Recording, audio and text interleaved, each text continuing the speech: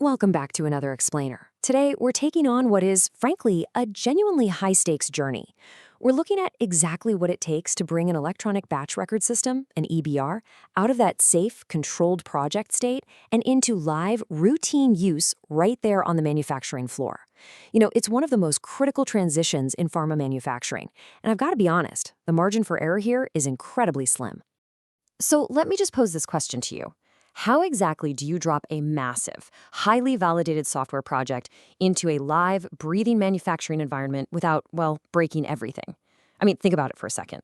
You're effectively building a bridge from this theoretical, perfectly engineered software world directly into the messy, practical reality of real pharmaceutical manufacturing. You've got operators, you've got shift changes, totally varying digital skill levels, and incredibly complex equipment.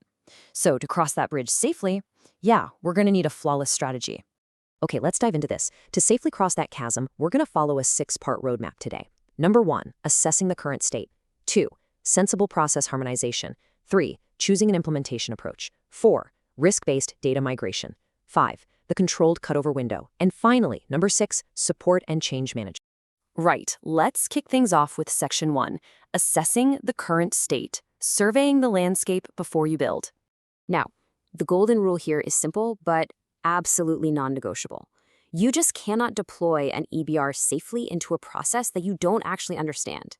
Let's be real, the process documented in an SOP is very rarely the exact process happening on the factory floor, right? To ground this, let's look at a fictional case study. We'll call them North Star Biologics. So the project team at North Star, they just assume that both of their manufacturing sites run the exact same process for the exact same product.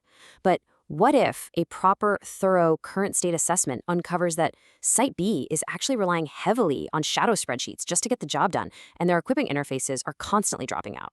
Just consider the immense risk of blindly deploying a strict automated system onto an unknown, totally undocumented, and unstable process. Honestly, it's just a recipe for complete operational paralysis. So to avoid falling into North Star's trap, we have got to baseline the real process. And by that, I mean mapping the actual reality on the floor. Where are the pure paper steps still hiding? Where are those local workarounds that operators have just invented to survive their shift? We've also got to assess the people and the place. What are the user's digital skills actually like? What are the shift patterns? And, crucially, is the physical site genuinely ready? Like, are there actually enough network terminals inside the clean rooms? Because an EBR is just going to automate the process it's given, weaknesses and all. Deploying onto an unknown process just transfers your risk directly into the software. It definitely doesn't remove it. Moving on to section 2, sensible process harmonization, standardizing for quality, not neatness.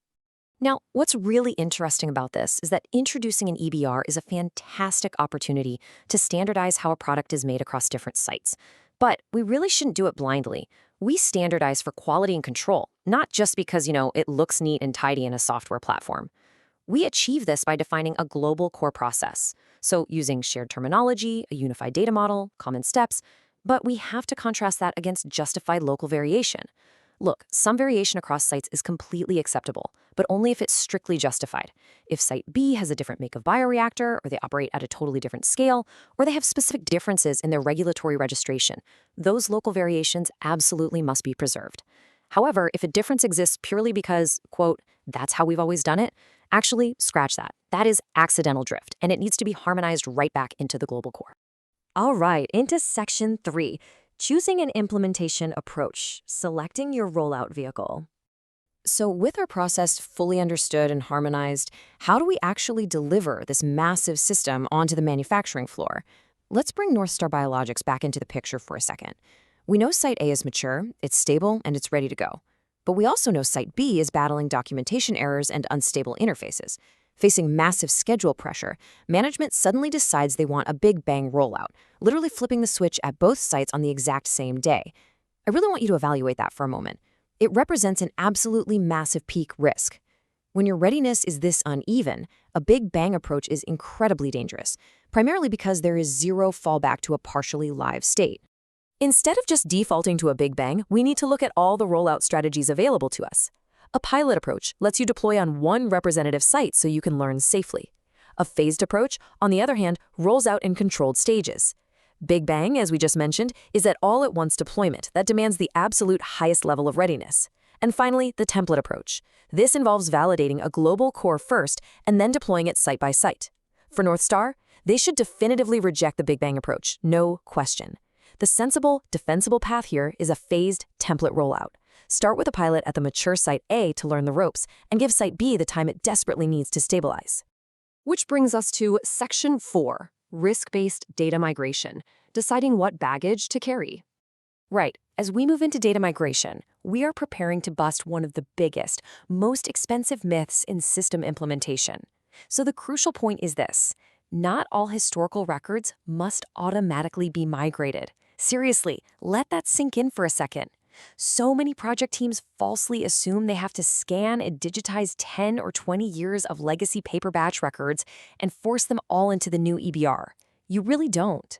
Doing that just balloons your timeline, drains your budget, and introduces massive data quality issues. Instead, what we do is use a risk-based matrix to decide what baggage we actually need to carry. Current master recipes? Absolutely, yes. Cleanse those and migrate them because you need them live and correct today. But that 10-year batch history? Just retain that in a controlled legacy archive. As long as retrieval is reliable, that perfectly satisfies regulatory retention requirements. What about open batches that are in flight right at cutover?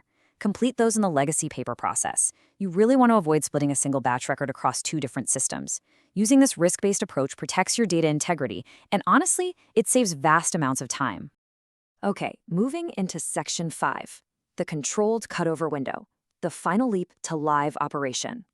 Now, making this leap requires strict, chronological, and entirely non-negotiable steps to execute a safe cutover. First, you need a formal readiness review to make a hard go or no-go decision. And that's based on hard evidence, by the way, not just optimism.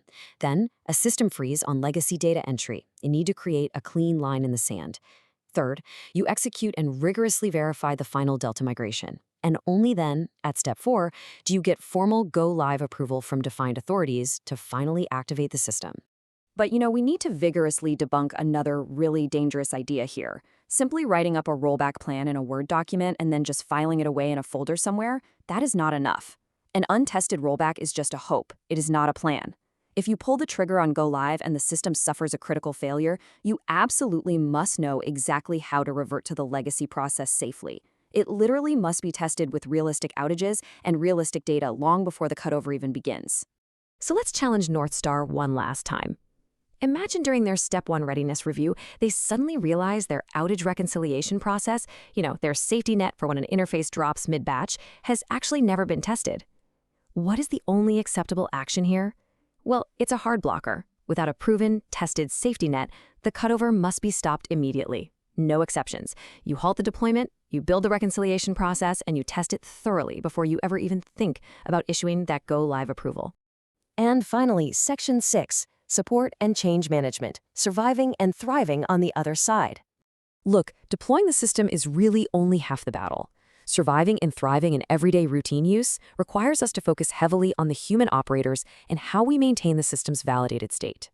When you first go live, you enter a phase called hypercare. Now, this intensive, hands-on floor support only works if it's built on a solid foundation of rigorous, role-specific training. Operators must be trained exactly on the workflows they're actually going to use. But even with the best training, operators are going to get stuck. They need crystal clear escalation paths for workarounds so they don't accidentally compromise data integrity by trying to force the system to do something. We also have to engineer for human factors. For example, tuning out alarm fatigue so operators actually trust and act on system alerts, rather than just instinctively ignoring them.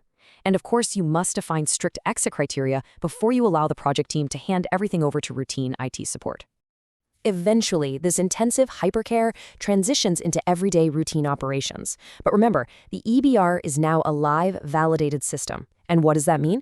It means every single change, whether it's a tiny workflow tweak, a new limit, or even a supplier software update, must flow through strict change control. You've got to assess the impact on validation, on data integrity, on your interfaces, and you absolutely must test and regression test all updates before they ever touch your production environment. Oh, and one more thing. Even if a vendor hosts your system in the cloud, your internal change control still applies to you. At the end of the day, you are the one responsible for accepting that change. Which really just leaves us with this final thought.